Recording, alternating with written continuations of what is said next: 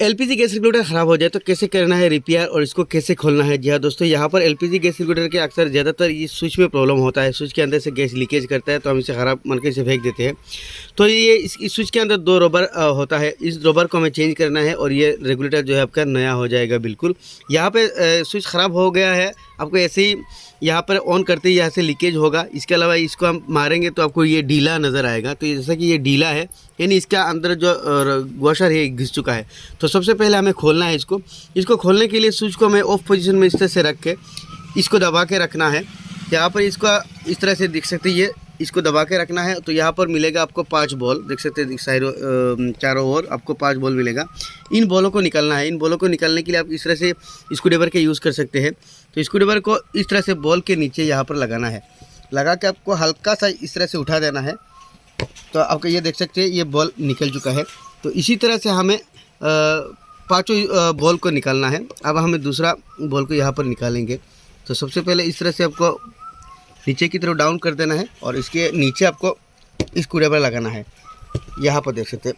तो आपको ऊपर हाथ रखना है वरना आपका बॉल जो है यहाँ पे उड़ जाएगा। तो आपको फिर से लगाना होगा। यहाँ पर ये देख सकते हैं हमारा दूसरा बॉल भी यहाँ पे निकल चुका है।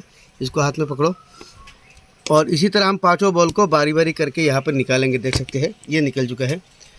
तो अभी हम तीसरे को भी चौथे को भी निकालेंगे।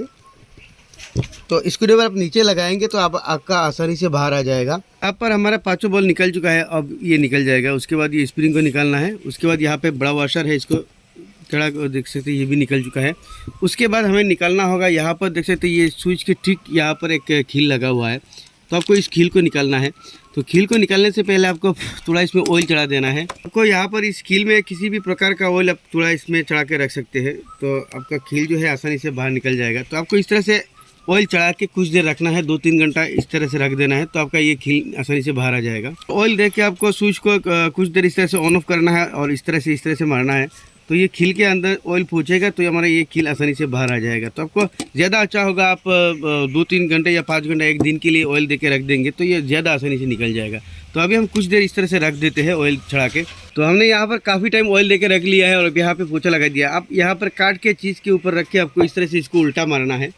तो ज़्यादा ज़ोर से नहीं मारना है वरना आपका ये खील निकल के कहीं गुम हो जाएगा। तो आपको एक बार मारना है और देखना है। तो ये देख सकते हैं धीरे धीरे हमारा बाहर आ रहा है।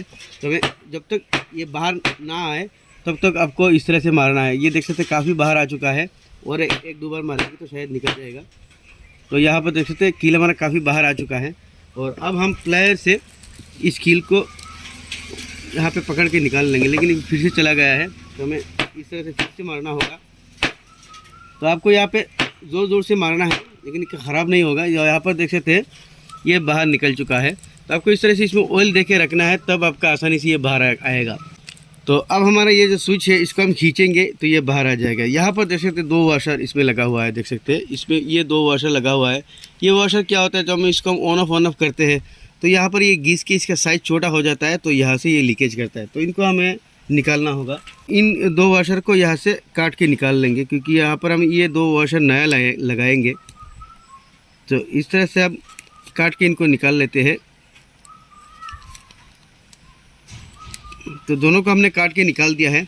और ये वॉशर आपको मार्केट में मिल जाएगा आसानी से। गैस स्टोव जहाँ पर बिकता है वहाँ पर आपको ये वॉशर आसानी से मिल जाएगा। यहाँ पर देख सकते हैं, या तो फिर आप ऑनलाइन अमेज़न से भी ले सकते हैं। आपको लिख के सर्च करना है 0 साइज़ रबर रिंग वॉशर, या मैं इसका लिंक में वीडियो के डिस्क्रिप्शन में दे दूँगा, वहाँ पर भी आपके जाके ले सकते हैं। तो अब हमें इस वॉशर को यहाँ पर लगा देना है। तो यहाँ पर देख सकते हैं वॉशर को हमने यहाँ पर इस तरह से आपको लगा देना है। तो ये आसानी से लग चुका है। और दूसरा वॉशर को भी हम यहाँ पे डाल देंगे।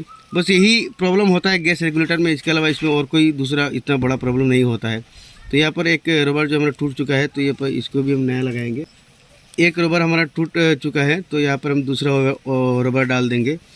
तो इस तरह से दोनों रबर को हमें डाल देना है, बस यही चीज़ करना है। और इसमें आपको थोड़ा ग्रीज लगा के लगा देना है। आपके पास अगर ग्रीज नहीं है तो आप किसी भी प्रकार का ऑयल इसमें लगा के लगा सकते हैं। हमारे पास से ये ग्रीज है तो हम यहाँ पर ग्रीज अच्छी तरह से लगा देंगे। ग्रीज लगाने पर आपका स्विच क्या होगा, जाम नहीं होगा।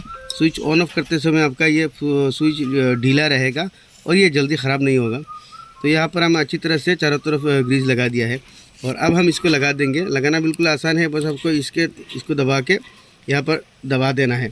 तो यहाँ पर नहीं जा रहा है, तो आपको ये जो खील है इसको उठा के रखना है। तो इस खील को आपको यहाँ पर उठा के या अब नीचे की तरफ रख के इसको दबा देना है। तो ये देख सकते हैं लग चुका है। अगर इस तरह से अंदर नहीं जाता है तो आपको ये स्विच को बाहर निकाल के आप यहाँ पे इसको सरिया वगैरह घुसा के, ये देख सकते हैं ये कील बाहर आ रहा है। तो इस तरह से इसको पकड़ के फिर से स्विच को डाल देना है। तो इस तरह से इसको पकड़ के स्विच को डाल देना है, तो आपका ये जो है स्विच आसानी से अंदर चला जाएगा। तो ये चीज़ है। और अब हम इसकी जो कील है इसको लगा देंगे। बस यही चीज़ प्रॉब्लम होता है गैस रेगुलेटर में, इसके अलावा और कोई प्रॉब्लम नहीं होता है। तो आप आसानी से घर बैठे गैस रेगुलेटर रिपेयर कर सकते हैं। तो मैं इस कील को यहाँ पर लगा देता हूँ। तो आपको ये कील को इसमें ऑयल चढ़ा के कुछ देर रख देना है।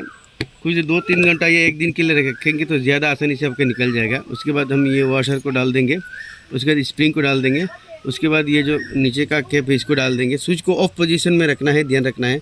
स्विच को ऑफ पोजीशन में रखे, यहाँ पे 5 बॉलों को हमें फिर से लगाना होगा। स्विच को ऑफ पोजीशन में रख के यहाँ पे जो होल है, होल के ठीक सामने आपको बॉल को रखना है।